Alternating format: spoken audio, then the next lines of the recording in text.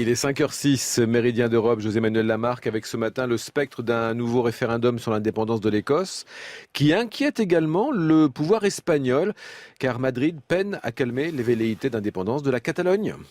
Eh oui, qui l'eût cru? Sûrement pas Theresa May, la première ministre britannique, car c'est son homologue espagnol Mariano Rajoy qui entre dans le débat du Brexit, au nom de l'Espagne, bien entendu. Notre confrère espagnol Juan José Dorado nous a rejoint ce matin. Juanjo, si Mariano Rajoy débarque dans le Brexit, son regard se tourne, on s'en doute, vers Gibraltar, non? Oui, mais pas que. Il y a aussi la Catalogne.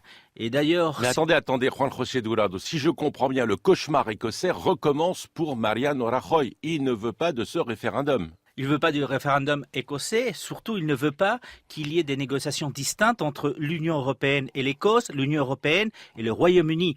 Pourquoi? Parce qu'il ne veut pas de précédent dans le conflit qu'aujourd'hui, depuis quelques années, existe entre le gouvernement indépendantiste catalan et le gouvernement central espagnol. Donc pour pas créer justement de précédent, c'est non à cette négociation, à ce référendum écossaise, justement pour couper l'herbe sous les pieds des indépendantistes catalans qui ne pourraient pas donc de cette façon réclamer le même traitement qu'aurait eu l'Écosse par rapport au Brexit du Royaume-Uni. C'est la raison pour laquelle donc, le Premier ministre espagnol entre dans le Brexit et personne ne lui a rien demandé.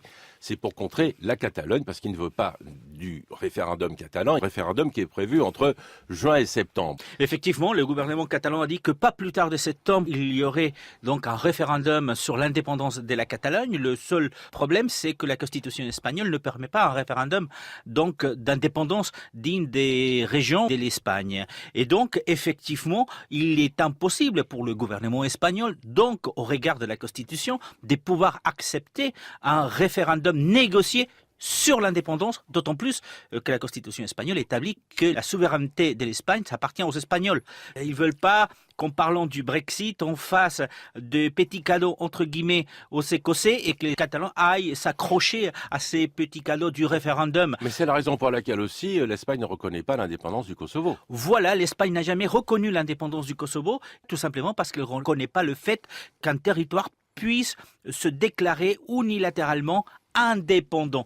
Derrière tout ça, il y a toujours le cas catalan et donc pas donner des arguments pour pouvoir revendiquer quoi que ce soit vers un référendum d'indépendance. Juan José Dorado, si la Catalogne devient indépendante, qu'est-ce que perd l'Espagne? Ils sont tellement arc-boutés, on se dit ça doit être important.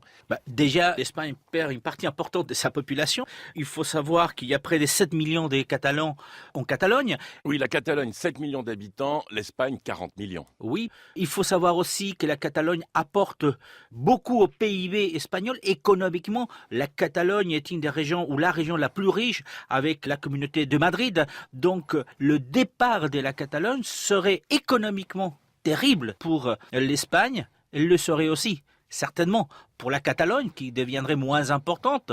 Mais politiquement, ça serait très dur pour un pays comme l'Espagne, où à ce moment-là, on pourrait voir les Basques demander l'indépendance, pourquoi pas les Galiciens, les Andalous. Donc après l'indépendance de la Catalogne, l'avenir de l'Espagne serait forcément turbulent et ça serait très compliqué de pouvoir fixer un cap d'avenir pour tout le pays, justement parce qu'on pourrait retrouver des citoyens qui décident un jour de partir comme les Catalans auraient pu le faire.